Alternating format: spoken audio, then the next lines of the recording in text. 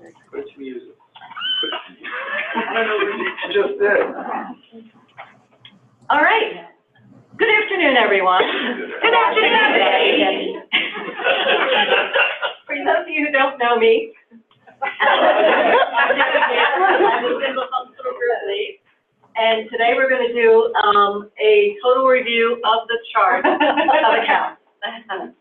So, and we've got some folks on online, so I'm hoping they can hear everything okay. So, people who didn't want to come down and be, meet with other people and so chart of accounts is, and this is kind of very foundational for any financial system. It's really the organizational tool we use to make sure that we can get a complete listing of every account at our accounting system. Very foundational. You got to have the chart of accounts so you can build anything else up. So, and it's a listing of every account. And an account is a unique record for each type of asset, liability, equity, revenue, and expense. Okay. So, and it becomes the building blocks for the balance sheet. You guys all aware that a balance sheet is where you look at kind of a point in time, okay? This is what I have, my assets, there's my good things, my liabilities, things I owe, and my net assets, how much I kind of have available to me. In a business, it would be their net profit, their retained earnings, what they have available. Income statement is revenues and expenditures, and that kind of shows us at any point in time how much we've earned, how much we've spent, how much we have left. Okay? So in the chart of accounts, we're building all pieces of that, the balance sheet and the income statement. Have I lost all the non-accountants in the room already? I took an accounting class one time. All right, so then, can you come up and do this? Because I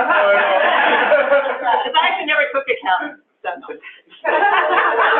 My undergraduate was a speech so, okay. So in SAP, we have 4 different general ledgers. And the general ledger is just really a way to kind of group everything together. So we've got 4. This is mine. Somebody needs, okay.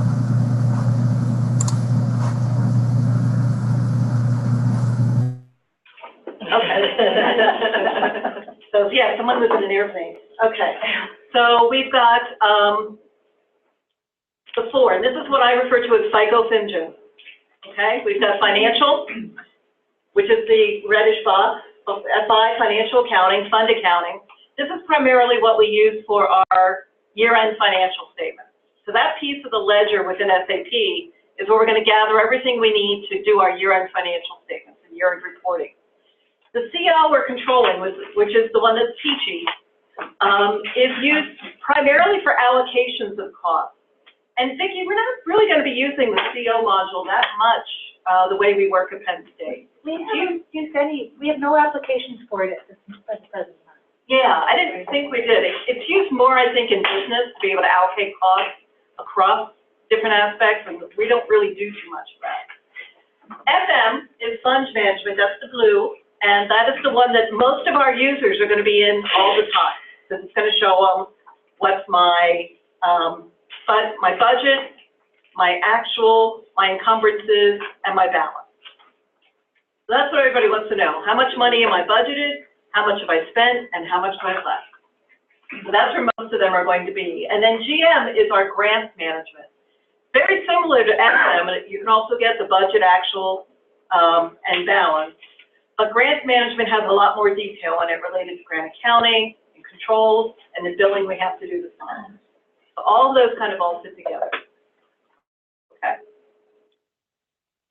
So as we look at across those different ledgers, one of the nice things about SAP,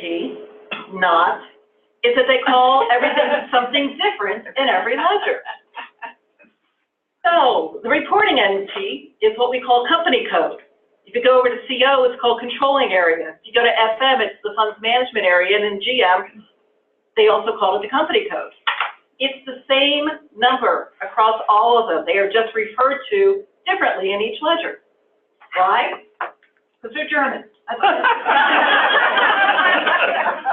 some of them are the same. Funding source is fund across the board. Yeah, basically. Financial classification. We refer to it as a GL account. But if you work in FM, they call it a commitment item. If you work in grants, they call it a sponsored class. So it's kind of getting used to all this different terminology and how it all fits together. Functional area, thank goodness, is the same across. Organizational unit and the revenue and cost collector, we're using the term business area across the board, but the revenue and cost collector, or what we call cost object, is cost center or fund center. So you might hear us interchangeably say cost center / fund center, okay? Then we've got these real funky things, and I remember when I first started working with SAP and they started talking about internal orders, and I was like, internal orders, you mean like a direct bill? Like I'm gonna order something from another department. It really threw me off. I was like, I don't understand this whole internal order thing. And really all it is, I think actually it makes more sense to call it a funded program or a sponsored program than they do in these other modules. It's just a collection of, it's a way to kind of look at a project. So an internal order is something that I want to do internally and put order, I want to do it internally and I want to put order around it. That's a good way to think about it. And then a WBS element, who in this room will use WBS elements? ARL.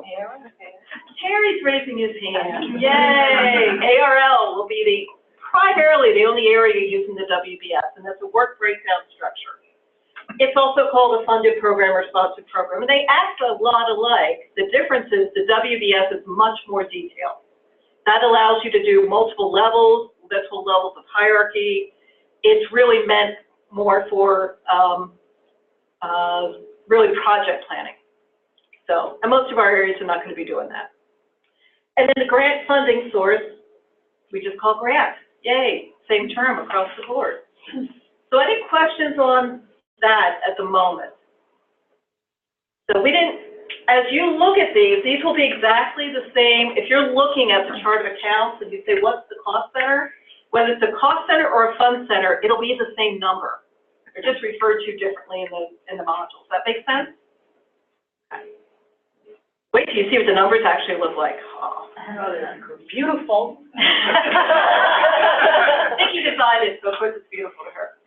Okay, so if you're looking at IBIS terminology and somebody comes up to you and says, well, what was it called in IBIS? So we didn't have anything like a company code in IBIS. There was no such thing. So we didn't have that. We're adding the company code, funds management area company code. Fund is still the same. It's still the fund. So I say, well, I know what my fund number was. It's still the same, but it's totally renumbered. So it's not gonna be the same fund number I had in IBIS. It'll be the same fund number I have in SAP and Simba, but the concept of a fund is the same. Object code and sub-object, that's now the GL account. And we tend to refer to that primarily as GL account as we talk about it, but also called a commitment item or a sponsored class. I should clarify, it's called a sponsored class in grants management because they group individual object codes together.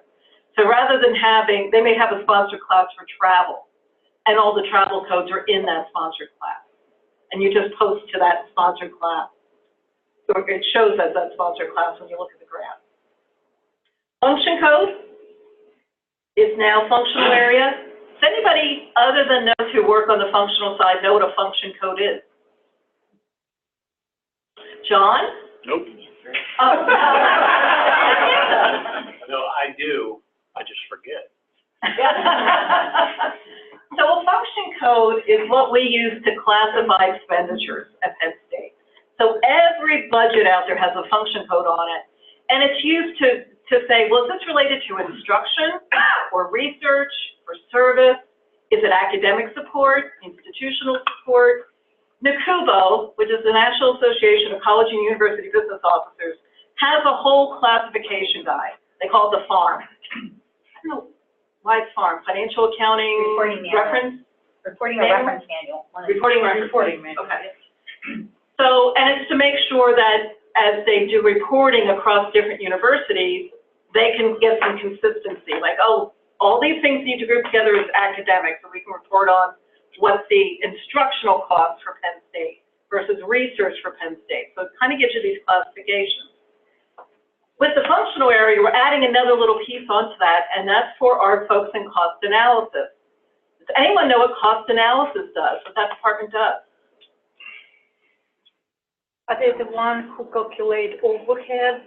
Yep. One of the primary things they do is calculate the overhead calculation that has to be approved by the Office of Naval Research. So they're very interested in kind of categorizing different expenses as to whether or not they should be permitted in the overhead. So they need to report on different things and know different cost pools. So they have a coding system they built as well. So we're trying to add that on to the back end of this as well. Okay. Administrative area we have now. You may not realize we have administrative area. I think, are most of you familiar with the administrative area? Like College of Education, College of Health and Human Development, Auxiliary and Business Services. Those are now being converted to business areas. I'm waiting for the first faculty member to say, we're not a business. But it's still going to be called business area because that's what SAP calls it. Budget or account, as we look at them now, is now called a cost center or fund center. It's got kind of our primary building block. And then we also have the internal order WBS element. It's kind of like our current account or the cost centers we use now. So how many of you are aware of cost centers and IBIS? Okay. So cost centers and IBIS we put in place to allow units to go lower than the account level. So they could say, okay, you know, I've got money in my departmental budget. I used it in the FO budget. I had one budget where my departmental allotment expenses were. And it was really hard for me looking at that total amount to know where I spent the money. So I set up cost centers underneath so I could see how much for the fall retreat, spring retreat, travel for the FOs, travel for me, and I use those cost centers to do that. Now, the big difference between cost centers and IBIS and what we're going to be doing here, cost centers and IBIS were never auditable. We, at the central level, did not care what you put in cost centers. So some of you may be aware, may have heard that there's a function called CRFN, okay? And there are places that have thousands and thousands of CRFN details because they've never resolved them into a cost center. So a direct bill would come in, it would hit your main account. If you had cost centers, you had to tell which cost center to go into. Nobody ever did that. No, I shouldn't say nobody ever did that, but we didn't care if they did or not. Some areas were very good about it, some were not. They set up cost centers and then they went, this is too much work. Was that you, Corey? Oh, you were good. Carla. But then over time, we got into a point where we started using those cost centers for things we needed to track, like cost sharing on a grant or faculty startup. So we really got it kind of messed up. So we're clarifying it now. We're going to have the cost center and the internal order WBS element, but the key here is it's all auditable, and we want somebody to post to the lowest level. Okay? So if I have a cost center that also has internal orders, if it should be one of those internal orders, that's where they should be posting it, not to the account level. That kind of makes it the cost center. Okay? Any questions right now? Vika. Right now in IBIS, account is a combination of budgeted funds. And here you have budget and account on the same level. Yeah. And it will be called the same thing. So Well, it's really we always had budgets. yeah, And then if you added a fund, it was an account. right. So I'm trying to just say that whether it was a budget or a budget and fund, We will cost center will okay. replace it. Okay. Yeah. And the cost center will have related to it a particular fund number. So every cost center will have only one fund number with it. Which is different from now. If you think about it, we can have one budget Right. with Now lots and lots of fund numbers. We're not going to do that. the other way around, Yeah. one fund, one budget with a lot of funds, or one fund with a lot of Yep. budget. Now it's going to be a unique relationship. I'm just looking from conversion point of view. If we're converting budget, combination of budget and funds, it's going to the budget. It will depend. No, there's no budget anymore. It'll go to the cost center. I mean, to the cost center. Yeah. Okay. Yeah. It's going to be confusing. Because in some cases, we really need to have people kind of help us map. You know, what this IBIS account, where you want it to go over here. Is it in an internal order, or is it in a cost center? Are you expecting areas to help you with Oh, that? absolutely. They're going to have to do it. Okay. Yep. It's not always going to be one-to-one. And it's gotta be it's not gonna be one-to-one. Oh, as long as they're doing it, it's. Yeah, they're gonna have to tell us how they wanna map it. But that mapping will only be used for conversion, then it's gone. Right, yeah. So, Yeah, very clear with that. we have to get clearly across to people, once we do it, it's gone. We're not gonna keep it updated. We don't want you to use the old conversion. Once we're in Simba, you use Simba. And we call it conversion crosswalk. We Yes. are not using just crosswalk. Yes. Conversion crosswalk, Right. not to be used for anything other than conversion. Exactly. Yep. John? Sub-object beside object code Uh-huh. and business requirements, is that the IBIS account sub-object and cost center sub-object? It's all of them. It's all of them. Yeah, we're just not using anything like that ever again. So people would say, well, where's sub-object? It's in the GL account. If there's not a GL account, you can't go below that. And we're not, are we converting over the old cost centers?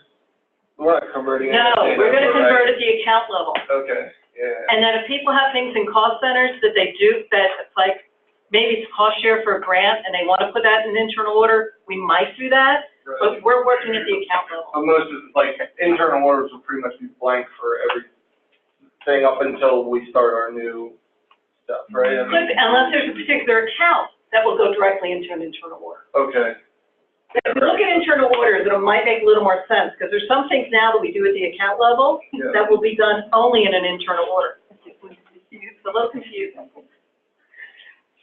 Okay, so in the chart of accounts, one of the things SAP does is it derives the data for revenue and expense. So I, as a user, only need to enter the GL account, what type of expense is it, salary, wage, travel, pick my GL account, so I can classify it, and then it'll derive cost element, commitment item, sponsored class, which is really the same thing, just what it is in each ledger, okay? And then I enter one of the three. Oh, I missed my pluses. Sorry about that. I enter GL account and one of either the cost center, the internal order, or the WBS. I need to enter one of those. So I enter a cost center. It knows, because of the cost center I entered, what the business area is, what the fund center is, what the functional area is, the fund, and if there's a grant related to it, it'll give me the grant number. And so SAP will derive all of that. If I enter an internal order, it derives everything beneath it up there. If I enter a WBS, it derives the same exact thing. Okay? You'll notice the one thing on internal order in WBS that has been added is the fund center. At the bottom there. The fund center, which is the same as cost center. Because an internal order in a WBS always relates back to a cost center, fund center. So if I put in that internal order, I know what fund center it relates to. Okay? Any questions? And remember to put my pluses, equals, and pluses in there. Okay, so let's start looking at an account hierarchy a little bit. Okay, so we have the highest level is the business area. Actually, the highest level is Penn State, but we're going to go down a level. Business area. So the business area is a 4-digit number. I just picked one, 5670. I have no idea if it's a real one or not. I didn't look at the ones that have been assigned so far. Okay? So that's the highest level. It could be a college, administrative area, a campus. Okay? Then below that, I'm going to start thinking about, well, what are the departments? What are the major organizational areas that I need to be thinking about in my business area? So I might have Department 1, which is everything related to my dean, my chancellor, my budget executive. So that's my first department. Then I might need a second department for my one academic department I have, which would be very unusual to have only one academic department. But and then, okay, well then I'm also going to need a third department. So this is something we've never had in IBIS, the ability to look at a department. People would say, oh yeah, we have that. We do it through the mnemonics, but it was never meant for that purpose. So what we're doing is we build this, we're using some smart numbering. So it's business area 5670, department 1, the cost center or fund center is 567, the business area, 01, the department, and then 00000. we will have that cost center in every department, and it's going to be used more as a placeholder than anything else, the 00000. Nothing composed to it except budget, but it'll be there for every one of them. Kind of makes sense? Mm-hmm. So the next one is 56702 or 56703. Ron? The fourth digit of the business area, am I missing where that's going? Does it disappear? It disappears. We've made sure it's 0 for everything. So we're really only using 567 as the significant value, Yep, but it has a real value of 5670. We're Correct. not utilizing it? yes, you're absolutely correct. Yep. The reason is SAP defines the business area as 4 digits, 4 characters, whatever. I don't know what you guys, technical people call it. They recognize it as 4, but we didn't want to take up that much space in our cost center. So we just decided we're going to make the last 0, and we have plenty of numbers leaving the last one 0. So, because we have like 100 admin areas now. So we'll be in good shape. Okay, kind of make sense? Yeah, Biga. So you said the smart numbering, right? Yeah. So what's gonna happen if, there is a structure which happens? No one will ever be able to reorganize the Penn State. Okay. No, what we will do is we'll actually stop using an old account and create a new account. Okay, that's what I want to Yeah. hear. So We're not gonna, what we've done in the they're past not is kind of gonna move hear the the budget numbers, number right. around and the funds and all that. We're not gonna do that. We're gonna end, start fresh. that's what we started in IBIS when 02 or 04 was Yeah. the area, and then they moved it around, and you Mhm. end up with 04 and then 02. Yeah. If I end it in one business area and I move it to a different one, then I'm gonna have to come up with a new number beginning with the new business number. Okay. We'll close this cost center and open a new one. Okay. So again, the way we build the cost center fund center is first 3 of the business area, 2 digits for the department, and then 5 more digits for the sequentially numbered. And we've kind of tested this out. We think we've got plenty of numbers for people who want to be crazy. So, and remember, if the first 5 are different, you can start at 1 and keep rolling up. So for any one department, they have almost 100,000 combinations. No one's going to have that many cost centers in their department. They better not. They do, it's going to be after I retire. Okay, that kind of makes sense to everybody, a little bit. So one of the things we're working with the FOs on is trying to get them to think through how to think about their current account structure a little differently. We want them to think through, okay, I've got my business area, now what are the departments I need? Okay? What are the different organizational units, departments that I need across the board in my area? Because we haven't really done that before, so we need to get people thinking that way. So I don't think you have anything to add on that. So, okay. So once we get into a chart of accounts, so let's say, okay, let's look at Department 1 for the Dean Chancellor. So in this case, we've got the, let me get my little pointer out. We've got, laser pointer. Woohoo! Oh, that's looking really funky. Okay, where is that? It is there. I got a double one on my screen, so that's fine. So we got the Dean's office, and this very top cost fund center, the 0000000, it's just going to be budget only.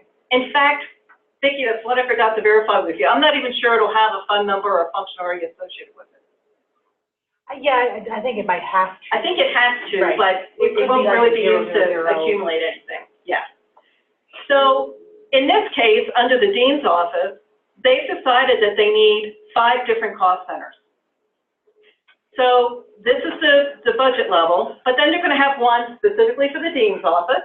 So we're going to call this 56701 00001. And then I've got finance office. Okay, so here's another concept we came up with. We're not doing smart numbering, but we are. So how many different business areas do you think have finance offices? Almost all of them have a finance office. So what we thought about was, how do we make sure if somebody says, how much are we spending in finance offices, that we had a way to pull it together? So we decided to use a common cost center. So this is the department, 56701, but this is the finance office, 00200. So every finance office and every business area, we use this common cost center. Okay? Same with the research office. It'll be a common cost center. So we can look at what's the cost of the research offices across the university. Development, same thing, 00500. And facility, 00700. Okay? So that's a little unique, otherwise they just number them however they want. But we do have these common cost centers, which are things that we need to accumulate up centrally to report on. Here. Will there be commonality on the department numbering? No. Okay. No. Just 01 to 99. So I don't, So the dean could be 01 in one college and 99 in another college? yeah, yeah, they can do it however they want. As long as we know, we have a good description of what that department is. So the 567010000, that tells us the business area department. The campuses may do that, but. Yeah, the campuses are thinking about They it. might say that 01 is always going to be the chancellor's office across all of the Commonwealth campuses. Yeah, but that's because of reporting they need to do. So, and then, as we mentioned, if you have a cost center, fund center, there's two things that we have to put in that cost center. The fund, what's the source of funding for it, and what's the functional area, okay? So in this case, 110-00001 is university general funds, and that applies to all of these cost centers in this situation. Yes? So I want to go back to searching all the finance offices. Uh-huh. So you're going to end everything in 00200. Uh-huh. How are you going to search that then? Like how is it in the system to search? Like if you're always going to just wild card 5 Yeah. times and then 002. Yeah. Yeah. We believe that'll work, right? You said that'll work for us. No, I just was wondering if you guys, Yeah. if wild cards actually worked in the search, but I wasn't sure. We're hoping. They do. They work in HCM. Yeah. I hope they work. Oh, that's, yeah. Subject or SAT expert. Okay, so in this case, these are all general funds, and the functional area is institutional support. So they'll all begin with 60, except facility. So it's in the same department, it's got the same fund, but the functional area is different because facilities get coded as physical plant. Okay? So this fund and functional area will be in the background. All our users will need to know is I need to know which of these to post to, and in the background we will know what fund it is and what functional area it is. But it may end up that we'll have more cost centers than we might think, because if I've got a cost center and part of it's from general funds, and then there's another piece that's coming from some other source of funds, I need 2 cost centers. I can't have the same cost center number and 2 different funds. A cost center can only relate to 1 fund and 1 functional area. If there's a reason why it needs to relate to more than 1, you need additional cost centers. Kind of make sense? Yeah, Earl? You said you use smart numbering and not smart fund. Is there any way to tell from the fund center whether it's a general account or a restricted account? No. But when you go into SAP, like we said, the users enter the cost center, fund center, but once you enter that, it fills in the rest of it. Okay. So you'll be able to see it in Simba. You just don't have to fill it in. Gotcha. Does that make sense? Okay. All right, let me get rid of this. No, I'll keep the laser pointer. Okay. So now let's go look at Department 2, which is the academic department. So in this case, we're looking at totally different things, okay? It's the Department of Black Holes. Had to use black holes because, something really important happened over last week. So we've got the Department of Black Holes, and here's their basic departmental structure, 56702, Department 02, 00000, University General Fund. And they're looking at, have that 6 different cost centers that they need. They need one for just general operations, the office supplies and the, clerical staff and administrative support. So in that case, it's 56702-1000 is what they decided to use. It's general funds, and it's academic support, okay? And we're going to help people know what classification of functional area to use based on what we look at. Then we have 3 common cost centers because we want to have distinctions between undergraduate instruction, graduate instruction, and world campus. So we set up 3 common cost centers to track those. So in this case, every academic department has undergraduate instruction will have XXXXXO5,000. Everyone for graduate instruction will end with 0, 6,000. Now, if they want to go up from there, like 05, and they want to have undergraduate instruction for this program, and that program, and that program, then it would be 5,000, 5,001, 5,002, 5,003. And we will know to just do 500N. Kind of make sense? Okay. Research, yeah, that's just another new department, so we just made it 1. And then they have a Center for Event Horizons. I listen to Science Friday on NPR, so I know what an event horizon is now. So Center for Event Horizons, just another cost center. It's a general fund, but it's research. These are instruction, these 2 are research, but they're all in the same department. Kind of make sense? Okay, speak up. Sorry. No, that's okay. So in fund, you don't distinguish between general funds in research accounting? Oh, yeah, you do. You do. On the fund level? At the fund level. But in this case, for these cost centers, these are all general funds. So this research is under general funds? Yep.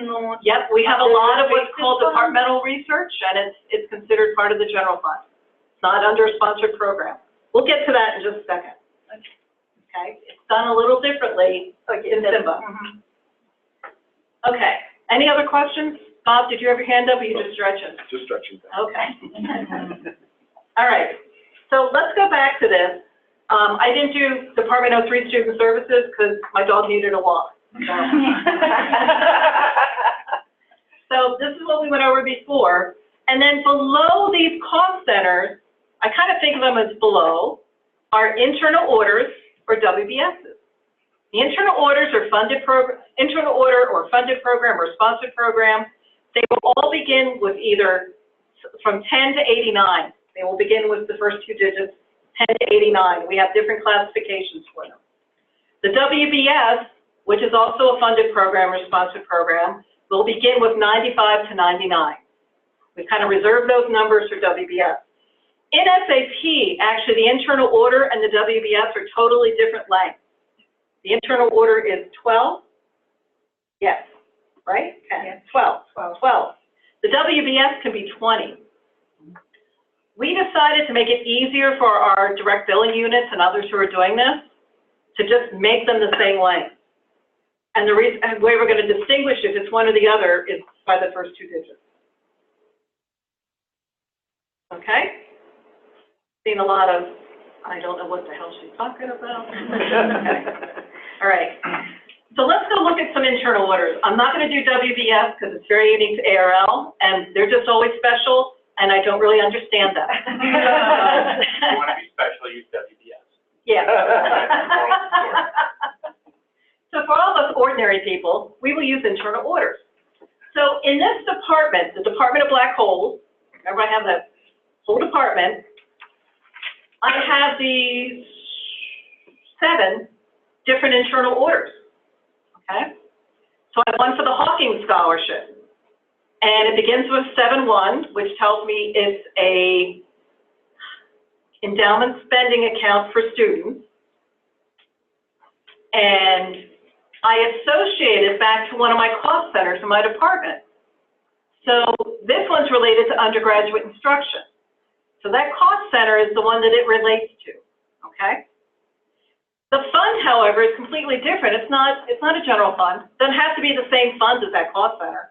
It has its own unique fund number. In this case, it's a fund that tells us it's a student endowed account, okay?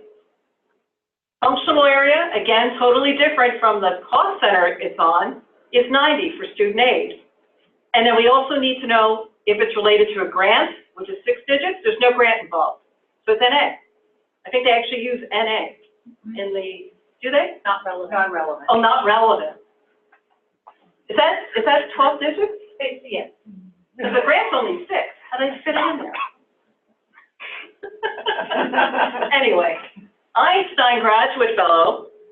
This is an internal order. 7-2 tells us it's a fellow. And so anything that begins with 7-2 is a graduate fellow. Anything that begins with 7-1 is a scholarship. Anything that begins with a 12 is faculty startup.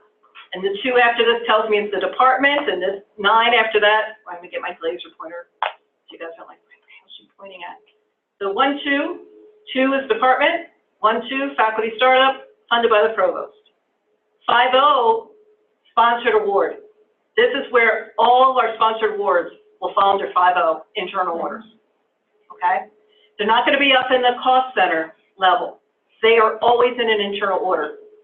Would, like, the federal, industrial, and Commonwealth all go under 5, or you distinguish between 3? Yep, they all go under 5-0. And then then in the grant module, we distinguish who the sponsor is. We can also do it through, and then we have different funds as well related to those grants. Does that make sense? Okay. Yeah. We're using the WBS, and our WBS number will not start with a 5-0. That's okay, we know who you are. But it will create a sponsor program using that same number scheme. Would it not also an IO be created, a sponsored IO? I don't know. I'm missing something on that. I actually don't know about that, so we'll have to look into that. I don't think so. I think it'll just relate back up to a cost center. For some reason, I thought Gray had mentioned an IO must be created before the sponsor program is created. Is that right, guys? Yes. Okay, And that number scheme would not work then. okay, Because we'll ours have to would be think that through. 9899, not 50, Right, even though it's still under the sponsored award. okay, we'll figure it out. That's the one, write that down, Terry. Okay. So then for this NSF grant for then we have an NSF grant for Dr. Smith. That's a sponsor, but then we also have cost sharing for it. Okay? So these are both on the same grant. You see the grant numbers here. They're both on the same grant, so I can report on the grant. Everything in that grant number I'll see. Or I can do it based on the fund. Everything under that fund I'll see together. This cost share is being funded from general fund. When I go and look at general funds, that cost share portion will show up there as well. It's a nice matrix system that we don't have now that allows you to point things in different directions. Sort of. Carla, you gotta correct me.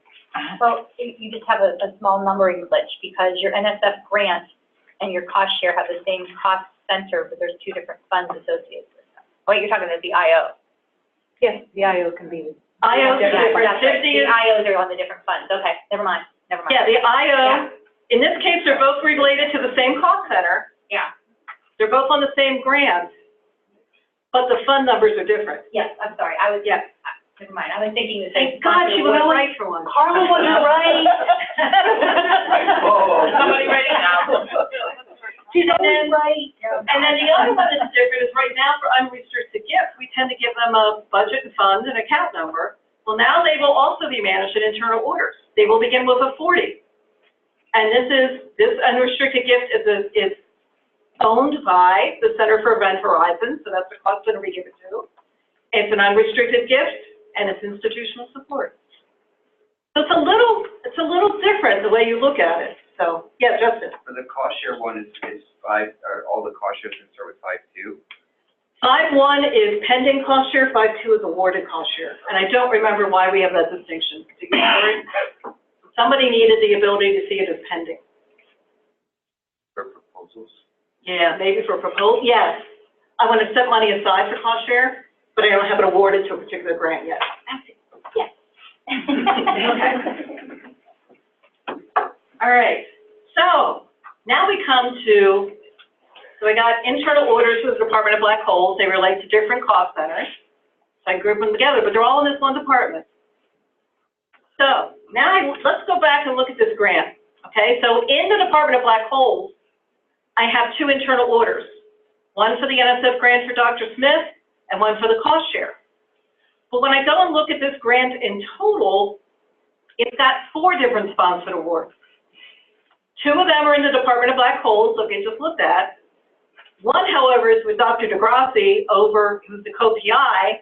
He's in the Department of Mechanical Engineering. So his piece of the grant points back to the Department of Mechanical Engineering, because it's his funding for that piece of the sponsored award. Okay? And the IO number,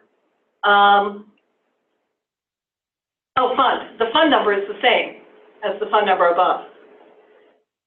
Then the College of Engineering is also providing cost sharing. So that's another sponsored award. Okay, so we give it an internal order number, 521999, cost share awarded. So you see, under this grant, we have 4 different internal orders, all numbered very differently. The only logic there is whether it's a sponsored award or cost share. Then we relate them back to their departments through the cost center. So we got Department of Black Holes Research, Department of Black Holes Research, Department of Mechanical Engineering Research, and in this case, the cost share for College of Engineering is coming from the dean's office. The dean may say, I'll provide the funding for the cost share. That's coming from general funds. These are coming from the funds that came from the grant. This is also general funds. Kind of makes sense? It's a little weird. Not the way we kind of look at things now. Okay. So then when we do reporting, we can base that reporting on a lot of different things. The business area, the department, the cost center or fund center. We can look at the common cost centers. We can look at the internal order type. Show me everything I'm doing with cost sharing. I look at all my 5 2s. There it is. That's what we're spending on cost sharing in the college. Functional area. I want to know everything related to instruction or research. The fund. I can report on the fund. I can report on the grant in total. So I can look at the grant across the university. I don't know how many of you realize we have sponsored awards that are split between 2 colleges. Right now, it's not fun. This will allow us to put all back together under that grant number and look at the total cost. And then we have our GL accounts. We'll talk about those in just a minute, okay? And then we can also do reporting based on reporting groups, and this one's really nice, the faculty managed. So in the IOs, we have a lot of IO types related to faculty funding, faculty startup, faculty cost share, faculty, I don't know, there's a RIF money, research incentive funds. And what we're telling people is if it relates to a particular faculty member, put it in an IO, and then you can group it so that everything for Dr. Smith comes up together. Right now, our faculty cannot see a view of their portfolio. How much do I have in grants? How much do I have in research incentive funds? How much do I have for my faculty startup? By doing these faculty managed groups, we can pull all that detail together for them. We can also report by academic units, by administrative units. We can group business areas together. So finance and business is actually a whole lot of different business areas. We just do a grouping, say, these 5 business areas, pull them together, that's finance and business. Okay? Mr. Andre. Ms. Meaner. Yes. When you refer to reporting, and when you're doing your roadshow and you're talking about this, are you referring to we have a report and you can select sort based on any of these options? Are you referring to on-screen manipulation of columns and filtering within an on-screen view? Are you referring to ad hoc, or are you referring to all the above? All of the above. Yeah. I'm hoping a lot, like on the master data elements, will be you select the criteria you want. I want to see just this business area, all departments, but I only want to see general funds. Does that make sense? Yes, ma'am. Okay. Thank you, sir. Man, I gotta hurry up. Okay. So general ledger accounts, this is how we classify. Okay, our object code now. Is it salary? Is it wage? Is it travel? Is it equipment? So the classification is, if it begins with a 1, 2, or 3, it's a balance sheet. So 1 is assets, 2 is liabilities, 3 is fund balance or net assets. Begins with 4, it's revenue, 5 is expense, 8, it's an allocation, and 9, we're reserving if we need it for conversion. We can post something to a 9 level. It'll never get used again, but it allows us to make sure we balance everything. Okay? In the other psycho-FinGym, it just kind of tells you how they work. CO, it's 101 with all the GO accounts. In FM, we only look at the P&L account. We don't really deal with assets and funds management or liabilities. We're dealing with the income statement only. And then in GM, it can be many GL accounts go into one sponsor class. And because we evolved, there's only 8 characters. Oh, I forgot to update. Darn it. Forever changing. I think I took the extra X off, but I forgot to change it there. Okay. Yeah, we keep evolving. So just to give you a sense of how we're doing the numbering here, because it's 8 characters. Damn it, I knew I'd forget something. If it's a source to revenue, we're going to use the next 2 to tell us what type of revenue. It's kind of a category of revenue. Then we have an additional 1, 2, 3, 4, 5, and then the last digit will always be 0. So 4 is revenue, 10 is tuition. That tells us it's full resident tuition. Okay? Expense accounts. So if it's 5, it's expense, and then we're going to have categories. So personnel, non-personnel, capitalized, overhead, interfund. If I select personnel, then I get a subcategory, which is salaries, wages, fringes. We may have a couple more along the line. We keep evolving that as well. And then the detail, and then whether it's allowable or unallowable. That's what we call X coding now in IBIS. That tells us if it's allowable or unallowable for the uniform guidance that's needed for the overhead cost calculation. I'm sure you're all like, it's fascinating. That's why we need it. Okay, so in the chart of accounts, just a reminder, you put in the GL account, and then you put in either a cost center, an internal order, or WBS. Everything else will pull up in based on what you enter. Okay? All right. If you're dealing with assets, and this is very different for us, very different for us. We used to just use ledger accounts for our assets and liabilities.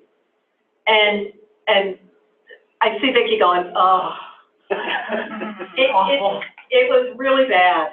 And I think part of it is because we kind of built IBIS more to manage departmental accounts than to build it to do what the corporate controller needed. We focused on the income statement. We sort of forgot about the balance sheet. So in SAP, it's going to be much nicer. So we'll have the different GL accounts for assets, liabilities, and net assets. But if I'm entering something for an asset, liability, or net asset, I need to enter the GL account and the fund and the business area. And if there's a grant, I need the grant number. So entering detail for an asset or liability will require all of this detail, not just the cost center or not internal order WBS. You need to tell us the GL account, the fund, the business area, and the grant.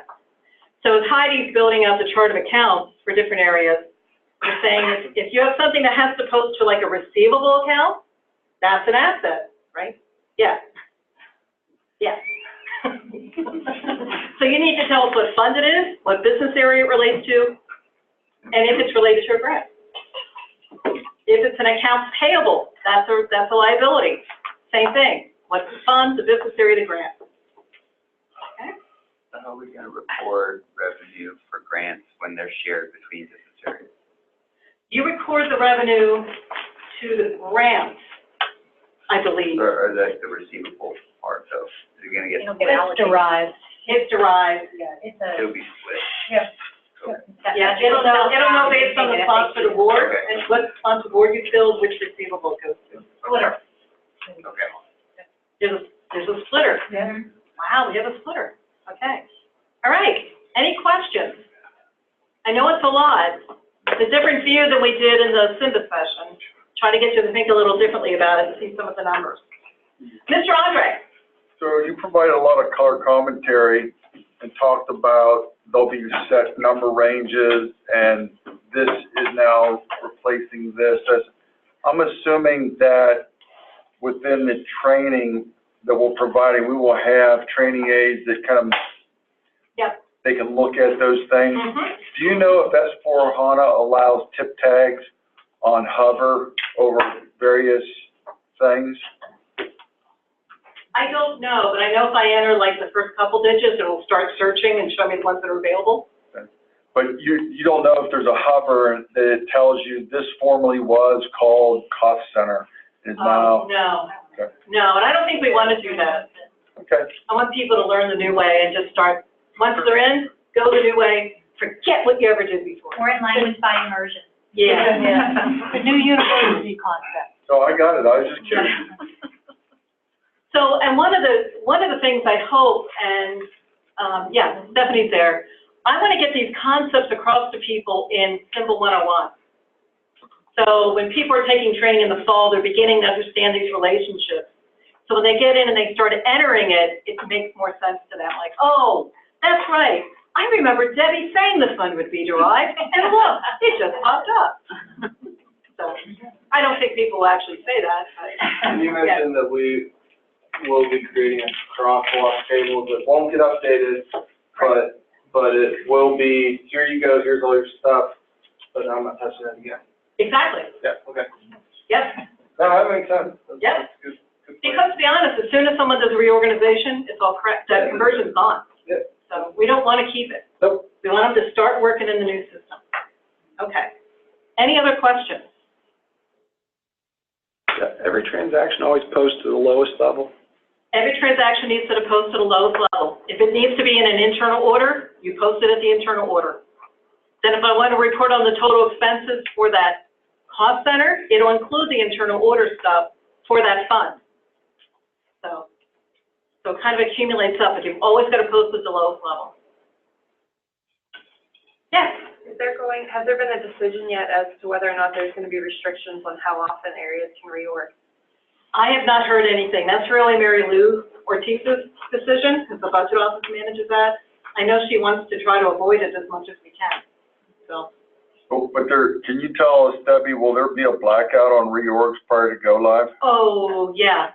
Yeah, there has to be. So I would say nothing after December. Did you tell EIT that? No. But we're also telling people, if you need to do a reorg in the next year, don't do it. Just wait and design your new chart based on how you want to be reorganized. We were just out at the Commonwealth campus at Boulder Street, and one of them asked if they should start doing reorgs now in IBIS to match the cost center structure. No. We emphatically told them no, like 8 times. No. Okay, any other questions? Anybody on Zoom have any questions? I know I muted you all, but I do have the chat up. You're all unmuted if anybody has a question.